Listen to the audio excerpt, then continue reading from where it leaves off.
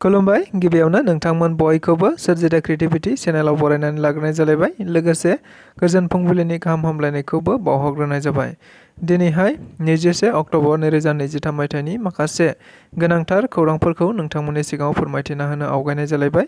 नोंथांमोनहा नायनानै मोजां मोनोब्ला लाइक खालामगोन, शेयार खालामगोन, लोगोसे चेनेलाव गोदान फैदोंब्ला साबस्क्राइब खालामनानै लागोन होननाबो आसा खालामबाय। बिदिब्ला जोङो दिनैनि माखासे गोनांथार खौरांफोरखौ खोनासंलांदिनि।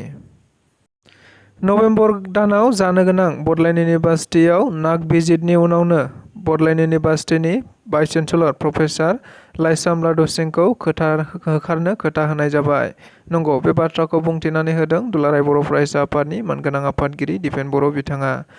जों बयबो खौरांगिरिफोरनि गेजेरजों मिथिनो मोनबाय थानाय जादोंमोन दि दुलाराय बर' फरायसा आफादा Bodoland इउनिभार्सिटिनि vice chancellor professor Laishram लादु सिंहखौ होखारनांगौखौ नोजोर बोनानै गुबुन गुबुन समाव बायदि हाबाफारि लानानै सोमावसारबोबाय थानायखौ नुनो मोननाय जादों, जेराव बिथांमोनहा आसामनि गिबि मन्त्रि डक्टर हिमन्त बिश्व शर्मा, सोलोंथाइ मन्त्रि आरो गभर्नरनिसिमबो गोबांबार गोसोखांथि बिलाइफोरखौ हरबाय थानायखौबो मिथिनो मोननाय जादोंमोन। नंगौ, दाखालि थांनाय 10 अक्ट'बर खालिनो दुलाराय बर' फरायसा आफादाबो सोमावसारबाय थानाय समावनो आसामनि गभर्नर मानगोनां गुलाब सिंह खाटारिया बिथाङा मोनसे लाइजाम लिरहरनाय जादोंमोन दुलाराय बर' फरायसा आफादनिसिम, जायखौ लानानै दुलाराय बर' फरायसा आफादा बिटिसिनि प्रिन्सिपाल सेक्रेटारि गाहाय मावफुं सोद्रोमा प्रमद बर'मोनजों मोनसे सावरायज्लायनाय जादोंमोन, जेराव बे सावरायज्लायनायाव गुबैयै 20 अक्ट'बर खालि आसामनि गभर्नर बिथाङा दुलाराय बर' फरायसा आफादजों सावरायनो खोथा होनाय बायदियैनो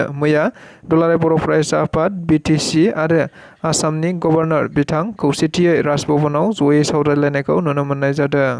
थारैनो मख'नो गोनांदि बे सावरायलायनायनि गेजेरजों गुबैयै आसामनि गभर्नर बिथाङा खोथा होयोदि फैबाय थानाय नभेम्बर दानाव जानो गोनां नाक भिजिटनि उनावनो Bodoland इउनिभार्सिटिनि vice chancellor professor Laishram लादु सिंहखौ बे इउनिभार्सिटिनिफ्राय अरायसमनि थाखाय होखारनाय जासिगोन होननानैबो बुंथिनानै होनायखौ मिथिनो मोन्दों। थारैनो बे बाथ्राखौ दुलाराय बर' फरायसा आफादनि मानगोनां आफादगिरि दिपेन बर' बिथाङा बुंथिनानै होनायखौ मिथिनो मोन्दों। मख'जाथावदि मैयानि बे सावरायलायनायाव दुलाराय बर' फरायसा आफादनिफ्राय मानगोनां बोसोनगिरि खुंख्रा सरगयारिजों लोगोसे आफादगिरि दिपेन बर', लोगो आफादगिरि खोरोमदाव औवारी, गाहाय नेहाथारि कनिन्द्र बसुमतारीजों लोगोसे गोबां दैदेनगिरि बिथांमोनखौ बाहागो लानायखौ नुनो मोननाय जादोंमोन। लोगोसे बिटिसि सरकाराबो मानगोनां प्रमद बर'नि दैदेननायाव मोनसे हानजाया बाहागो लादों होनना मिथिनो मोननाय जादों। बर'नि हाथियार लाग्रा आफाद एनएलएफबिनि माखासे हानजाफोरखौ आसाम सरकारनि गथायनाय 2 लाख रांखौ आजावहैनायखौ नुनो मोननाय जादों। लोगोसे फैबाय थानाय समाव एनएलएफबि आफादखौ थाबैनो सिफायनाय जानो हासिगौ। बाथ्राया आथिखालाव समाजारि बिजोङाव जोबोद गोख्रैयै गोसारबाय थानायखौ मिथिनो मोननाय जादों। नंगौ, आसाम सरकारा आथिखालाव बर'नि हाथियार लाग्रा मोनसे आफाद, जायखौ 2020 मायथाइयावनो बिथांमोनहा सिजफायाराव दोननानै गोजोन सावरायनायखौ सोलिहोबाय थानायखौ नुनो मोननाय जादोंमोन। थारैनो बेखौ नोजोर बोनानैनो मैया आसाम सरकारनि बिथोन बायदियै माखासे एनएलएफबिफोरनो 2 लाख रांखौ राननायखौ नुनो मोननाय जादों, जेराव गोबां एनएलएफबि आफादनि गुबुन गुबुन हानजाफोरा रांखौ गथाया एबा थांखियाव सहैयागौमानि जेबो रांखौनो गथायनाय जानाय नङा होननानै बुंदोंमोनब्लाबो, नाथाय माखासे हानजाफोरखौ बे रांखौ आजावहैनायखौ नुनो मोननाय जादों, जेराव आथिखालाव मोननै एनएलएफबि आफादफोरनि गेजेराव बायदिसिना दान्थे बिदान्थे जालायनायखौबो खौरां बिजोंनि गेजेरजों नुनो मोनबाय थानाय जादों। लोगोसे बर'नि माखासे रायजो राजाफोराबो बेनि सायाव खुद्रिनायखौबो मिथिनो मोनबाय थानायखौ नुनो मोनदों। बिपिएफनि 3 एमएलएफोरा जुदि बिजेपिनि हेंथायै बाथ्रा बुंबाय थायोब्ला बिथांमोननि आसाम सरकारनिफ्राय होनाय जौगाथायनि खामानिफोरखौ थाबैनो बन्द' खालामनानै होनाय जागोन। नंगौ, बे बाथ्राखौ बुंथिनानै होदों इउपिपिएल राजखान्थि दोलोनि मानगोनां गाहाय नेहाथारि राजु नार्जारि बिथाङा। मिथिनो मोननाय बायदिब्ला आथिखालाव आसाम रायजोआव एबा बिटिआरआवबो इउपिपिएल राजखान्थि दोलोजों बिजेपि, एजिपि मोनथाम राजखान्थि दोलोफोरजों जुथाइ सरकार दानायखौ मिथिनो मोनबाय थानाय जादों, जेराव बे समाव आथिखालनि बिपिएफ दोलोआ रावबो हानजाफोरजों गैयाब्लाबो, नाथाय बिथांमोनहा बिजेपि दोलोखौ गोबां समाव सापर्ट होनायखौ नुनो मोनबाय थानाय जादोंमोन, जेराव बिजेपिआबो बिथांमोनखौ सापर्ट होदोंमोन।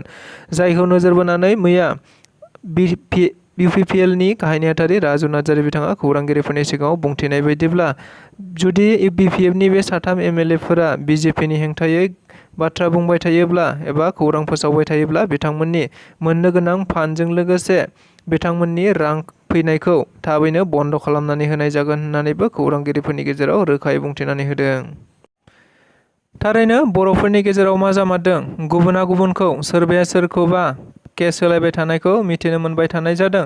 जायो आथिखालाव समाजारि बिजोङाव जोबोद गोख्रोङै गोसारबाय थानायखौ मिथिनो मोननाय जादों। जायखौ नोजोर बोनानै गुबुन हारिनि मानसिफ्रा आथिखालाव बर' हारिनि मानसिफोरखौ बायदिसिना खैसार सानो गोरलै जागासिनो दङ। नंगौ, बेबायदिनो आथिखालाव गुबुन मोनसे फेसबुक पेजआ गुबुन मोनसे फेसबुक पेजखौ गाज्रि अजद होलायबाय थादों, जेराव गावजों गावनो मोनसे केस होलायबाय थानायखौबो मिथिनो मोनबाय थानाय जादों। नंगौ, बेबायदिनो जाबावदों मैया मोनसे FIR होलायनाय। थारैनो बाथ्राया जादों थांनाय साननै सिगां BTR पास मुंनि मोनसे फेसबुक पेजआ I love BPF मोनसे फेसबुक पेजनि एडमिट होननानै माखासे क'क्राझार कलेजाव फरायबाय थानाय फरायसा बिथांमोनखौ फेसबुकनि गेजेरजों सिनायथि होनाय जादोंमोन एबा पस्ट होनायखौ नुनो मोननाय जादोंमोन। नाथाय बिथांमोनहा खौरां बिजोंफोरनि गेजेरजों फोरमायथिनाय बायदिब्ला बे फरायसाफोरा थारैनो I love BPF BTR pass बेफोर फेसबुक पेजखौ जेबोखौनो मिन्थिया। लोगोसे बिथांमोनहा गावसोरखौ बेबायदि नंखाय फाव फान्दायनायनि थाखाय बेबायदि फेसबुक पेजआव गावसोरखौ नंखाय बदनाम खालामनायनि थाखाय बिथांमोना मानहानिनि थाखाय क'क्राझार पुलिस स्टेशनाव FIR होनाय जायो होनना बुंथिदों। लोगोसे फैबाय थानाय 24 घन्टानि गेजेरावनो बिथांमोनहा बे पस्टखौ BTR पासआ बोखारनानै होआब्ला बेनि सायाव गोख्रोंसिनै एक्सन लानाय जाबावगोन होननानै खौरांगिरिफोरनि गेजेरजों रोखायै बुंथिनानै होनायखौबो मिथिनो मोनबावदों।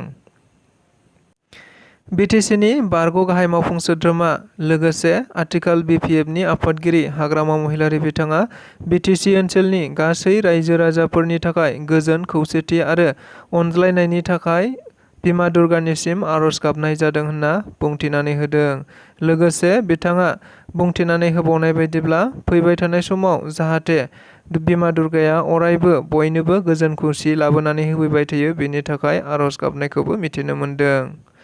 थारैनो जों खौरां बिजोंनि गेजेरजों मिथिनो मोननाय बायदिब्ला हाग्रामा महिलारि बिथाङा मैया क'क्राझार जिल्लानि सिङाव थानाय सेरफांगुरिनि नेपालपारायाव खुंनाय सर्वजनिन दुर्गा फुजा मन्दिरखौ बेखेवनानै होनाय जायो आरो बे हाबाफारियाव बाहागो लानानैनो मानगोनां हाग्रामा महिलारि बिथाङा बेफोर बाथ्राखौ बुंथिनानै होयो, जेराव फैबाय थानाय दुर्गा फुजानि गाहाम हामलायनायखौ बयनिसिमबो BTC ओनसोलनि रायजो राजाफोरनि थाखाय बावहरनाय जायो होननानै बिथाङा खौरांगिरिफोरनि गेजेरजों रोखायै बुंथिनानै होदों।